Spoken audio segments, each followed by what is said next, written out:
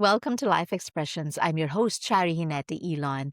I'm so glad to be here to share with you empowering stories, just conversations that lighten up your day and inspire you to become a better version of yourself. Today, I'm going to be with the founder of Our Village Conversations, Zahra Danji. Welcome to Life Expressions. Zahra, how are you? I'm doing good. Thank you so much for having me. Zahra, please tell us about yourself and your experiences that have shaped who you are today. That's a good question. If I had to think about the experiences that have shaped me, I would probably break them down into four themes. The first is where I was born. So I was born in a small town in Kenya, which is the eastern part of Africa. And Kenya is a very collectivist country. It has the kind of people with the mentality of understanding that our humanness can only be experienced through other humans. So there's that spirit of we are together, and that has really shaped my values around community and peoplehood. Then the second thing is I'm an immigrant. When I was 16 years old, I moved to the United States. And my initial response to assimilating to a new country was to make myself as small as possible. So I could just disappear and no one would really notice me. And so there were days I would end up eating my lunch in the cafeteria of my high school because the high school environments can be pretty unforgiving sometimes, and especially for people that don't look like other people, and it definitely stood out. But over time, I realized that this just made me really unhappy, and I came to realize that being an immigrant did not make me inferior. It was a huge part of my roots, and that would shape the person that I would one day become. And then the third thing I would say is motherhood. Wow, motherhood. Motherhood, and maybe we can talk about this a little bit later, but I have 3 children, and I would say that they have been my biggest teachers in life. And then the fourth thing is just my journey into social entrepreneurship and co-founding our village. Yeah, wow. Those four. Yeah. I want to ask, why did you want to disappear when you were very new as an immigrant in the United States? I think I was just scared. Like I said, I looked very different. I was definitely a minority person. I was getting comments. Like I remember one day I was driving out of school and somebody rolled down their window and was like, "Hey, ma'am, it's not Halloween," just because I was wearing a headscarf. So there was a lot of racism and discrimination. I moved to an area that was really white. And people are not very accepting of that. And it has to do also with the age. When you move into high school, high school can be like a tough environment, even for people who have lived there their entire lives. And Yeah. so I was like, I am just going to try and make myself so small that people don't notice me. Because when people don't notice me, then I don't have to be in these uncomfortable situations. That is very tough. What made you realize that being an immigrant does not make you inferior? When did you get out of your shell? I think it was in high school. I was just exposed to the right environments, or I exposed myself to the right environments and spaces that made me feel. I remember when I was looking at the list of electives that I needed to pick, I picked one that was called Mu Alpha Theta, which is a very nerdy organization, but it was a math organization. And I remember being there. You weren't really judged for how you looked, you were judged for what you can do. And then it was my experience just being in that organization that led me to become actually Florida's 2010. I'm really aging myself here. Trigonometry star champion. And then I Wow. just to be like, okay, so this has nothing. Math doesn't see race, math doesn't see color. And so then I became part of the Spanish Honor Society, and I was really good at Spanish. And I learned to find those spaces where people would see like, this is who you are, and who you are has nothing to do with what you look like. Yeah, that has really provided you a better experience and a room to further grow and appreciate life. You mentioned the third part is you being a mother and your best teachers are your children. Yes. Why do you say that? They have really rocked the boat. And my experience into motherhood, and I think a lot of people's experience into motherhood is one that is eye-opening. So before I became a mom, I was doing my master's at UBC. I was 3 months pregnant by the time I graduated, and I felt really sure of myself as a person. This is who I am. And then I became a mom, and all the things that I could do, I couldn't do anymore because motherhood, especially early motherhood, is really challenging. All you have to do is just keep a human being alive, right? So you don't have time to pursue your dreams. You don't have time to work on yourself or shine in the areas that you used to shine in before. And I think it was really good in hindsight because it stripped all of the labels that I had associated myself with. A lot of it was career, a lot of it was, who you appear to the world as an outside, like from the outside, and what your accomplishments have been. And motherhood will strip away all of those because it doesn't have space for that, especially in the beginning. And I loved it because what I realized that it gave me a blank canvas, Yeah. start from scratch. And I Yes. think that opportunity was invaluable because all of a sudden I had to sit in really uncomfortable spaces in my head and be like, who am I when I don't have this degree to fall back on, or this accomplishment, or this recognition to fall back on? It reminds me of my favorite quote, which is, if the whole world was blind, how many people would you impress? I And I love love that. this quote because it takes the focus out of your outwardly self, which is a huge Yes. focus of consumerist and materialistic societies, and it brings that focus inward. And that's how you Yes. grow. Yeah. That's beautiful. Great insights, Zara. I'm so glad that you have embraced motherhood and that has helped shape you become what and who you are today. The fourth aspect you've mentioned is you being a founder of Our Village Conversations. So that has been an interesting journey to get to where I ended up co-founding our village. It's definitely not something that when I was young, I actually wanted to become a dentist or a doctor. And I just let my life experiences shape or lead me to where I am now. So a few things happened. First, I did my bachelor's in molecular and microbiology, which is basically fancy term for pre-med.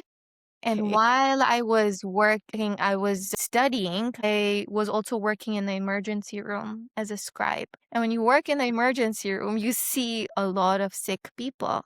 And you see the same sick people over and over again. And so when the time came for me to apply to medical school, I was like, I don't know if I want this to become my career. There's this analogy of this metaphor of people falling in a river, and what healthcare does is it rescues those people. But I was more interested in what the systemic and structural barriers were that allowed people to fall into that river in the first place. And Yes. that is public health. So when the time came for me to apply to grad school, instead of applying to medical school, I applied for a master's in public health, which I actually got here at UBC. Yeah. And then while I was in UBC, I had to pick an elective. I think this was my third semester. And I was like, I want to do something different. This is my opportunity to study something outside of the box. And that's how I picked an elective in prison health. Mhm. And that class gave me an opportunity to do research with an organization that you're very familiar with, Elizabeth Fry, Yes. which is an organization that helps mothers and children navigating the justice system. And I remember sitting there doing research once with a group of women. I was conducting a focus group, and it was just a light bulb moment for me. I was like, this is what I want to do. I want to work with women. I want to work with mothers. I want to work with marginalized mothers. And so Yeah. that was sitting in my head for a while. And then I kind of put all of that on pause. And then I became a mom myself. And that was a crazy ride because when I was 5 months postpartum with my first child, I became really sick. And I ended up getting hospitalized for sepsis, which is a serious blood infection. And if I hadn't Yes. gotten there in time, then I probably wouldn't have made it. But for me, the case of the sepsis was recurring infections from breastfeeding. I Mhm. had a lot of issues with breastfeeding. Anyways, I had that admission, and I remember something shifted in my brain, and I came home and I was a different person. On the sunniest days, things were really cloudy. I felt like I was just in a really dark place, and I didn't know this at this time. And it was actually 18 months, when my son was 18 months, that I formally got diagnosed with postpartum depression. Yeah. And it was scary because it wasn't the cookie cutter definition of what postpartum depression is. I'd worked in healthcare, I had a degree in public health. There were really bizarre symptoms. And so I never told anybody what I was going through. Yeah. And then one day, my friend reached out to me and she said, "Hey, let's go for a walk." And we were walking, and something made her open up to me about her postpartum depression. And the symptoms that she was saying was exactly what I was going through. What were And those symptoms? it was so it's postpartum OCD, which is characterized by intrusive thoughts. And I didn't know that they were not real thoughts. Yeah. And so when she told me, she's like, "I'm on an antidepressant," and all those thoughts stopped. And she gave me a contact of a psychiatrist, and I reached out and I told the psychiatrist, "I am so scared right now because my Yeah. brain is like, I'm thinking things that I don't want to think about." And she said, "First things are, you're really sick. You need to get treatment. And the second thing is, these are called intrusive thoughts. And the more you fight them, the worse they become," which made a lot of sense to me. And that you are never going to do those things. And I was like, okay, so Yes. these are just thoughts. I can take care of them. And that's how I started my treatment. I got on antidepressants. But what this goes back to is this friend of mine, she didn't know it, but she saved my life. Because at this point, I was suicidal. I was not doing okay. Yeah. I couldn't live in my head, and I didn't know a way to get away from these thoughts. And I had a child to be responsible for, and I didn't have family. And I was doing this by myself. My husband, was working full time to support us. But she didn't know this, and her vulnerability ended up saving my life. And that's when I was like, she did such a brave thing for me. And if I can, and that's why I'm very vocal about my own mental health struggles, and I'll tell anyone, Yes. because her bravery saved me. And now I feel like I went through it for a reason, and that I'm meant to share. And I've through our village, I've spoken so much about my own mental health struggles. And I've had mothers come up to me, be like, "I feel like I can finally breathe. Like, I thought it was just me. This was all in my head. And I was really scared. And now I see you and you're doing okay. And now I have hope." Yeah. And so then the combination of my own mental health struggles as well as just my educational path, both of those were instrumental in me co-founding our village. Yeah. Yeah, that is wonderful. Wonderful in a sense that you have overcome that challenge and you are now here sharing what you have experienced and letting the world know that whoever experiences that, you are not alone, right? You're And not it's alone. good And that to, yeah, it's we good to weren't talk we're about not it. meant to do this. We're not meant to do this alone, especially motherhood. It's too big, it can get too hard, and we need to stick together. And I think that's the premise behind our village, right? That it takes a village to raise a child, but we forget that it also takes a village to raise a mother too. And no one Yes, raises a mother better than another mother or another woman, right? I totally agree with that. Zara, can you articulate what is your purpose right now? So I have always been a purpose-driven person. I wouldn't say that, I this is my purpose and before this I didn't have a purpose. I think it's part of, it's embedded in the immigrant experience of you've gone Yes. through so much struggle and your life has to have meaning in it. So I've always sought meaning, I've always sought purposes. But then I've also every now and then sat down with myself and asked myself, do I still align with this purpose? Have I outgrown this purpose? Does my purpose maybe need to look different? Um, and currently, my purpose is to help other mothers the same way one day, a few years ago, I was helped, and it's the reason that I am here today. That is my purpose now, is to be that person for other mothers. Yes, being that person for other mothers. You have shared the joys of motherhood and even the challenges of motherhood. How has it influenced your perspective, values, and life's directions? I was raised by a single mom and she is amazing, but she had to parent in situations that were not good at all. And we had to live in a childhood experience, a childhood that I wouldn't wish on anybody else. But what I saw was that my mom, I saw her taking up spaces that weren't made for her, that weren't made for women, that weren't made for mothers. And I saw her stretch the boundaries of those spaces to make the impossible possible. And this is what I do at our village too. You know, we teach mothers how to take up space and what that means given their unique circumstances. We work with a lot of nonprofit organizations. And we tell these mothers, like, sometimes it is really hard to change your life circumstances, but what you do have Yeah. control over is how do you show up for yourself? And how do you show up for your children? How do you show up for other people? Wow. How do you show up for yourself? How do you show up for other children? How do you show up for other people? Does it change how you show up for each of these? Well, 100%. I think, and I talk about this a lot about social health and how it's, in the West, especially, we don't think about this a lot. But when I talk about it, I break it down into three things. And I say the first thing that you should connect with in terms of human connection is yourself. The first human you need to connect with is yourself. And then you need to connect with other human beings.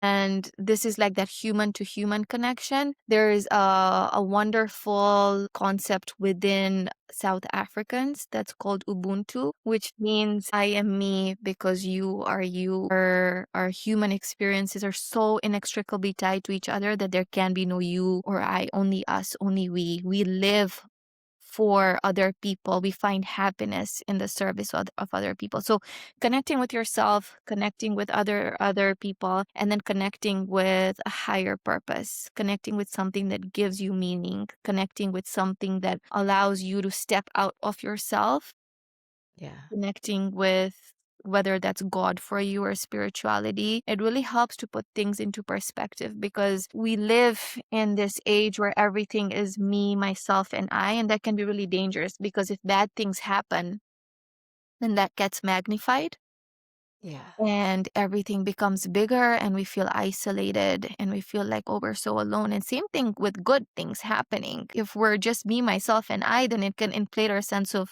ego and self, and then we're no fun to be around other people, right? So that Agree. connection with just meaningful relationships, it's multifaceted. It can come with different ways, like I said, yourself, other people, and then a higher purpose. Yeah. Yeah. Let's talk about our village conversations. Yeah. You have founded OV Conversations. What is the mission? You have mentioned that this is an organization where mothers are supporting mothers. Yeah. Yeah. I'll tell you a story. And it involves a few years ago, there was somebody in our community who had had a really rough pregnancy. And she ended up giving birth to her child, her daughter, when the baby was only 30 weeks old. So really small, preemie baby. And they lived their first 3 months in the NICU. And I was already a mom at this point. I had my first child, who he was like 3, and I was pregnant with my second child. And I remember hearing her story and being like, "Oof, that's got to be really hard." Like, and this was her entry into motherhood. This was her first child. And at this point, I had an art business, so I remember putting together a little gift, curated gift for her daughter and herself. And I drove to her house and I dropped it off, and then I just let it be with no expectations of getting anything in return, right? And this is when I had my postpartum depression too. And I think, and then fast forward a few years later, and she's one of my closest friends and co-founder of our village. But I think with loneliness is a lot of it is structural and systemic barriers that lead people to be lonely, and we live in an age of loneliness. But a lot of it is victim mentality. I am so alone. No one likes me. No one wants to talk to me. We want to be known, but we don't want to do the work that it takes to know other people, right? Yeah. And that's key. That's key. We can't expect, the best way to be part of to have a village is to be the villager. And so in this Yes. story, I was the villager. I had no support. I had nothing going on. I was depressed. I still had my postpartum depression. And I was like, I'm going to do this thing because it feels like what is right for me at that point. There's actually a study that's been done on loneliness, and it was actually a study here, actually at the University of British Columbia. There was a researcher who wanted to measure loneliness in people and what interventions would bring about a decrease in loneliness. And this was a group of people that were already at a risk of loneliness. So this was me, right? Mm. And so what she did is she took this group of people and she broke them down into two groups. She told them to do self-care activity, some sort of wellness thing, something to make themselves feel good, right? And then for the other one, she told them in a week, every day of the week, I want you to do something kind for another person. And you know what the study showed? The study showed that in both groups, there was a decrease in loneliness. So both things helped loneliness, taking care of yourself and doing kindness for other people. But in the group that did the acts of kindness, the loneliness levels decreased even more. Yeah. And that goes to show that, and these are people who are already lonely and socially anxious. But when you do something kind for another person, it helps you feel connected to them. And studies Yes. show it actually does way more good to the person doing the kind thing than the person receiving the kind thing. And so this is at our village. We get moms together and we talk about things. We have a game of conversation starters, which is basically the goal of that game is to break barriers, put everyone on the same level Yeah. and allow mothers to use their lived experiences to give back to other mothers. Because, Yeah. the saying, pass on what saved you to the person riding the storm. Yes. And through our game of conversation starters, we break down barriers, we remove judgment, we create spaces for mothers to talk about the things that we don't talk about in motherhood, the things that Yes. need attention, the thoughts that go through your mind at 2 a.m. in the morning, and the struggles and the challenges and all of that, and asking genuine questions. One of the cards in our conversation starter game is, how are you really doing? Mm. Right? So when Yeah. we see somebody, we say, "How are you doing?" No, "How are you really doing?" And we've had moms just break down tears and just like, I feel so seen because I don't remember the last time somebody asked me, "How are you really doing?" And Yes. the truth is, like, most of us are not doing okay. But when we share that we're not doing okay, and other moms are like, you know what, me too? That me too is powerful because it makes you realize that you are not alone Yeah. and that you don't have to do anything alone. And that we are in this together. Mothers supporting mothers. Yeah. I love that. What does mother supporting mothers mean to you on a deeply personal level? It means showing up for other mothers regardless of where you are in your life. It doesn't matter whether you're doing okay, you're not doing okay. You just show up. You just are the person that are like, okay, I'm here. What do you need? That's what it Yeah. means. It means not holding back anything.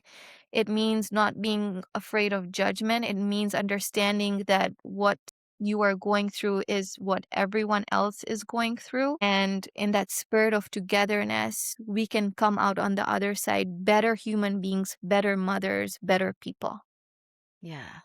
That's wonderful. Has there been a person or a participant to your conversations that have approached you and thanked you for what you have done and currently doing?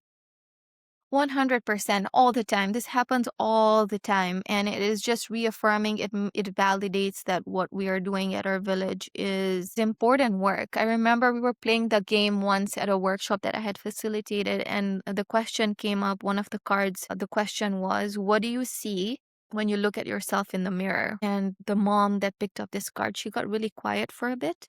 And then she said, I don't remember the last time I looked in the mirror. And then we asked, like, why? And she said, it's because I don't like the person that's looking back at me, right? I don't recognize the person that's looking back at me. And maybe I need to look at the mirror more. And that moment, just that identity shift, just the claiming who you are, reclaiming yourself, embracing Yes. your personhood, the flaws, the good things, the bad things, just that shift that I saw in that mom that day, that was just, I have goosebumps just talking about it right Yes, now. Yeah. exactly. Those are great questions that you ask in the card game. I want to get a copy of those card game. If they would like to get in touch with you, how do they do that, Zara? So we have our website. I don't know if you put it in, you can maybe put it in your podcast notes. I can I share will it do with that. you. We're also on Yes. social media, Instagram. And then I just love hearing from other moms. We have our email, private, personal email addresses on there too. We have workshops all the time that are open to the public. And Yeah. yeah. Yeah. How has this enriched your life, like helping mothers support other mothers? It's just been, I don't know, it's brought perspective to my own motherhood. It's validated a lot of the struggles that I went through. I come from a generation of women. Well, my mom was a single mother, and then my grandmother was a single mother. She got widowed when she was really young. And it aligns with my purpose because there's something about suffering that it leads to growth, and that the same part of your brain that experiences unhappiness, the right side of your brain, is also the part of your brain that is involved in meaning making. And it's not a Yeah. coincidence. And I somebody was speaking about this, that don't look for suffering, and don't praise it, right? Like you have to suffer to grow. But if you are suffering, then don't waste that suffering. Use it. And I think even with my postpartum depression and being in those dark spaces, I always was like, there is a reason for this. I'm not really seeing it right now, but I know that there is a reason for this. And fast forward a few years later, and me being co-founder of our village, it all makes sense. It all makes Yeah. sense. The things that I had to go through, and then they gave me perspective on the things that I want to do and give back to other moms. Yeah, you use your experience to a positive influence, empowering other mothers as well, right? And overcoming the challenges that they face. Looking ahead, Zara, what legacy do you hope to leave? And what message would you like to share with mothers and women facing a lot of challenges right now? Or shall I say, suffering Yeah. right now? So the premise of our village, like I said earlier, was that it takes a village to raise a child, but it also takes a village to raise a mother, right? And right now we are living in a society that I feel doesn't really know how to tend to our social health. And when we don't know how to tend to our social health, then bad things can happen. We're told that we're living in a loneliness epidemic in the West, and our village is a direct response to that. We're hyper connected. We are connected now more than ever to millions of people, either through face to face or through our phones and through our social medias. And yet we are so miserable as a society. We're told that the leading cause of death for men under the age of 50 is themselves, right? Mm, Suicide, lonely people whose social health or lack thereof have killed them. So we're told that loneliness is the equivalent to smoking 15 cigarettes a day, that it yeah. increases your rates of type 2 diabetes, heart disease, cancer, autoimmune conditions. I mean, the list goes on. And so this requires a robust intervention. And our village is a small part of that. We're trying to do our part in what Yeah. it means to make this world a little less lonely. Yes. Like I said, the concept of Ubuntu, I am me because you are you. People in Barbados have a saying, we is we. In Islamic literature, we're told that loving one another is half of wisdom. So True. much emphasis, so much knowledge, so much wisdom from different cultures on togetherness. And that is what I want to just have. To just scream from the rooftops, like, you weren't meant to do this alone. Lean into other people. You're not inconveniencing other people when you ask for help. Mm. And we need to encourage that culture that we weren't meant to do this alone. I love that. Yeah. If there is one person listening to us right now who is lonely, Yeah. what would you say to that person? How to get over loneliness? I want to say what you might feel like doing is wrapping yourself in a blanket and sitting on the couch and binge watching Netflix. And you think that this is going to help you, but it's not. It's only going to make you lonelier. And to do the uncomfortable, difficult things of reaching out to somebody else. And it's hard, but I promise you it will change your life. It is what I did on that day that I went for a walk with my friend. I didn't want to go for a walk. I wanted to sit at home. I wanted to cry. I just wanted to be in my dark place. But I was like, I think this is going to be good for me. And look, it literally saved my life connecting with another human being, Yes. right? The study on Amazing. kindness. If you want to feel better about yourself, go do something kind for somebody else. True. And I think a lot of the biggest barrier to human connection is time. Yeah. And in an effort to get over this barrier, there's a movement that's been popularized. It's called "Do you have 8 minutes?" and it's code word. So you message somebody and say, "Hey, do you have eight Yes. minutes?" And then the True. person responds and is like, "Sure, I have 8 minutes." So it removes that barrier of time because in 24 hours you're like, "I can spare 8 minutes," and then you set a Yeah. timer. Okay, you set a timer and you talk for 8 minutes. Okay. And it is crazy just talking to somebody without AI prompts, without chat GPT in the mix, just Yes. human to human. And sometimes there'll be awkward silences. And I love awkward silences because you know what? They make human connection human, right? Exactly. But we're so Yes. tethered to our phones and our devices that we don't know how to do that anymore. Yeah. And so use this. Do you have 8 minutes? If you don't know how to describe it, there's an article about it. You just send the person this article and be like, "Hey, this is really cool. Do you want to try it out?" And reach out to somebody. Yes. Reach And out to that 8 minutes and that made 8 minutes I might tried just this out. be the time that would help you get out of that pit, right? The difference I heard, between yeah. sorry, go ahead. Go no, I was just saying that I heard Simon Sinek elaborate on that as well. Yeah. Like, it is important to take time. 8 minutes is all it takes to reach out, to talk, and to get it out of, not shall I say system, but yeah, it's very important to take time. Yeah. Yeah. Yeah. You were saying, Zara.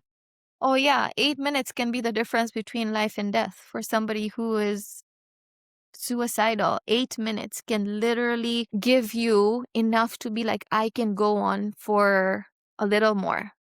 Right? Yeah. It gives you Yes. something to be hold on to. It gives you something to feel like you are held. It gives you an opportunity sometimes to step outside of yourself and just be like, oh, this other person needs something and I can help. And now you're living for another person. Yeah. I agree with that. And I could not help myself but also share that apart from reaching out to someone, talking to someone, being connected to another human being, I think it's also important to pray. Take time to acknowledge the supreme being that is with you all the time. And I think that is very important as well. And again, thank you so much, Zara, for your time and for sharing your experiences, your wisdom with us. And I truly hope the best for our village conversations. And I'm looking forward to working with you and getting to know you better and helping you in this cause of supporting mothers, Thank right? you. Thank you And so so if you would want to get in touch with Zara, check out their website, Our Village Conversations. And of course, you can also reach out to her through their social media, Instagram, Facebook, and what have you. Again, thank you so much. My guest is Zahra Danji of Our Village Conversations, and I'm Chari Hinati Elon. Please be a positive impact wherever you are, in all that you do, however you can. If this episode spoke to you, please share it with your friends. And good news, Life Expressions is now available on Amazon Music. So we're streaming on Spotify, Amazon Music, Apple Podcasts, YouTube. You can listen to the episode in any of your favorite podcasts. Thank you so much. Till next time, again, here on Life Expressions.